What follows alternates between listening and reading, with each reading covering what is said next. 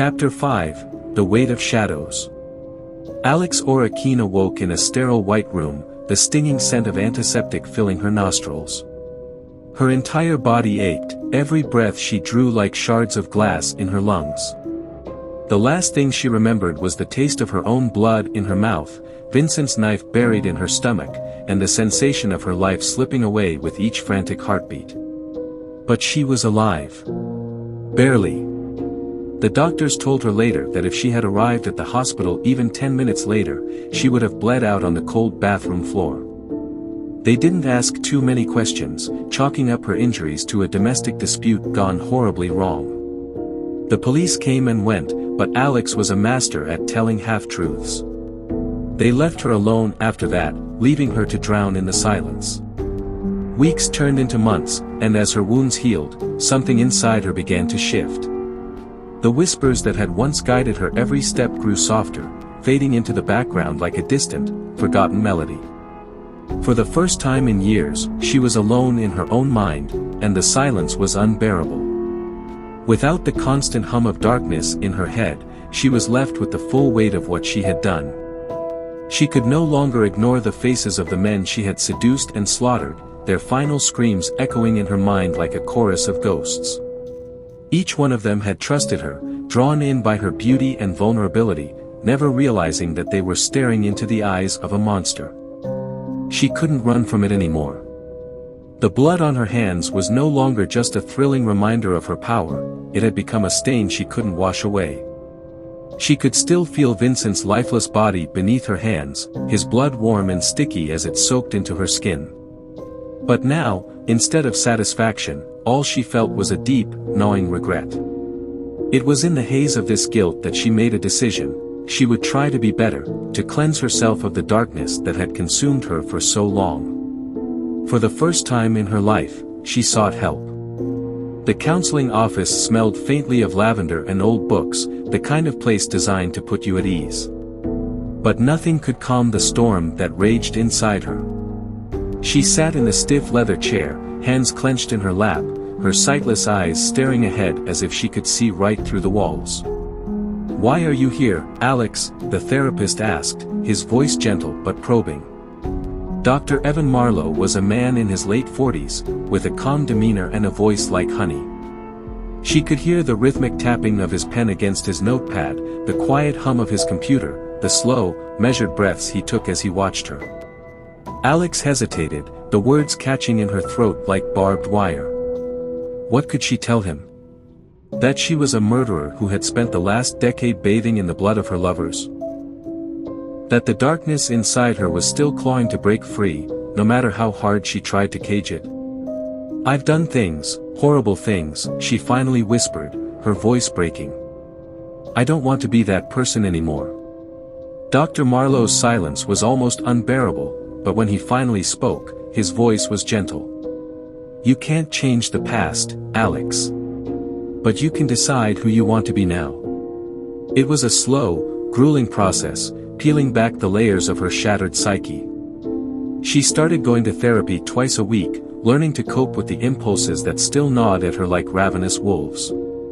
There were nights when the darkness threatened to consume her again, when she would wake up drenched in sweat, her hands itching for the feel of a knife, her pulse quickening at the thought of blood. But she would force herself to stay in bed, clutching the sheets, reminding herself that she had chosen a different path. It was during one of these therapy sessions that she met him, David Keene. He was nothing like the men she had been drawn to before. David was kind, gentle, with a warm laugh that filled the room like sunlight breaking through a storm. He wasn't perfect, he had his own scars, his own demons, but he was genuine in a way that Alex had never encountered before. Their connection was unexpected, a slow burn rather than the explosive, violent passion she had once craved. He was patient with her, never prying too deeply into her past, accepting her as she was, a woman broken but trying to piece herself back together. For the first time, Alex found herself imagining a future, something she had never dared to do before. Within a year, they were married. It was a small ceremony, just the two of them and a few close friends she had made in therapy. She wore a simple white dress that flowed around her like a whisper, and though she couldn't see the way David looked at her, she could feel it in the way he held her close, his lips soft against hers. 2 years later, they had children, twins, a boy and a girl. Holding them in her arms for the first time, Alex was overwhelmed by a fierce, protective love that she had never known she was capable of. For the first time in her life, she felt truly whole, like she had found something worth living for. But the darkness never truly went away. The whispers were always there, lurking at the edges of her mind, waiting for a moment of weakness. At first, they were soft, almost imperceptible, like the hiss of static in the distance. But as the years went by, they grew louder.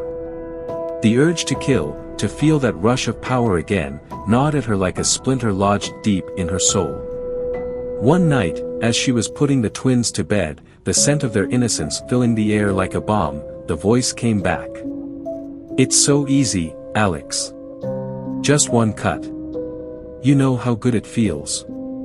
She pressed her fingers to her temples, trying to drown out the whispers, but they only grew louder, insistent. She left the room in a panic, closing the door behind her, her hands trembling.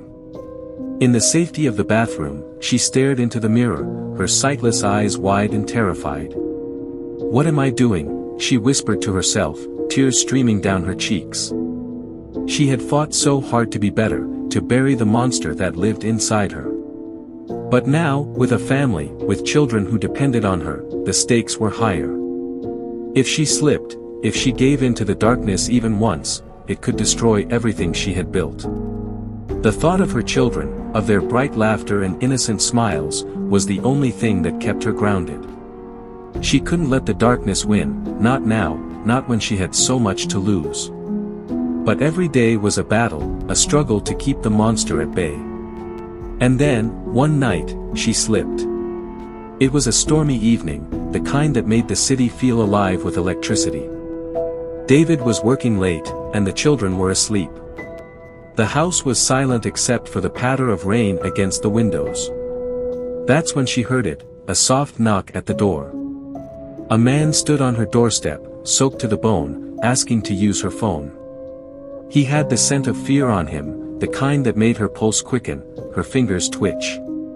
She let him in, her mind a whirlwind of conflicting impulses. "No. Not again. You promised." But the darkness was already coiling around her like a snake, whispering sweetly in her ear.